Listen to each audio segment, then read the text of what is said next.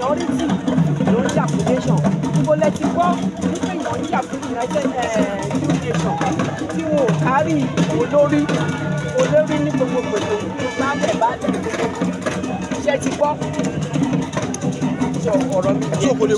So nǹkan tó ń tọ̀ lànà tó yẹ kí wọ́n tọ̀. Ẹ má kọ̀rọ̀ sí ẹni ní o sọ pé kò lè wọ́ọ̀kì o mo kàn sọ pé sẹ́yìn ti gbọ́ nínú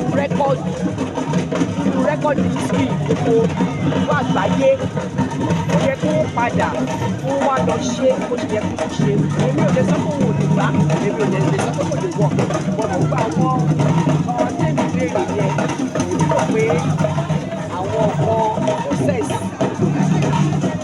ọ̀tọ̀ ní kò ń ṣe pé tí wọ́n bá ṣe owó nǹkan lèèyàn máa ṣe ó gba sùúrù ó lè gba. I'm not saying that so don't get me wrong. Àwọn tó gbé dání kí ni màá ní fún ọ tàbí ṣe é ṣe. Tí wọ́n bá fẹ́ support wọn there is a presentation lẹ́yìn ṣe lè gbé nǹkan kalẹ̀. Mi ì sọ pé mi wà ní support. I'm just saying that those are the things that must be put forward. So kí ni wọ́n fi gẹ́gẹ́ bí ojúlówó ọmọ ọba ìmọ̀ràn wo lẹ fẹ́ gbà wọ́n kí lẹ fẹ́ sọ fún wọn. Fún àwọn tó gbé dání àwọn Sunday Igboho àwọn tó gbé kíní dání. Àwọn tó fẹ́ gbà wọ́n ti sọ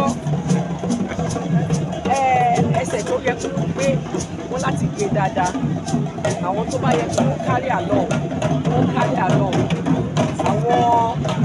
àwọn document tó bá yẹ kó put together wọ́n put together ṣe ní process nìkan ó lẹ́bẹ̀rẹ̀ nípa ọ̀rọ̀ ọba ní ìsìnkú ló fẹ́ jọba ọmọ ìdílé ló lè jọba wọ́n jáde gbogbo wọn jáde àwọn ọmọọba nínú ọmọọba èwo nínú wọn interview wọn ṣé ti mọ̀ there is a process for everything are they going the right way ṣé wọ́n ń ṣe the right process one process today they carry the whole Nigeria along doing that processing.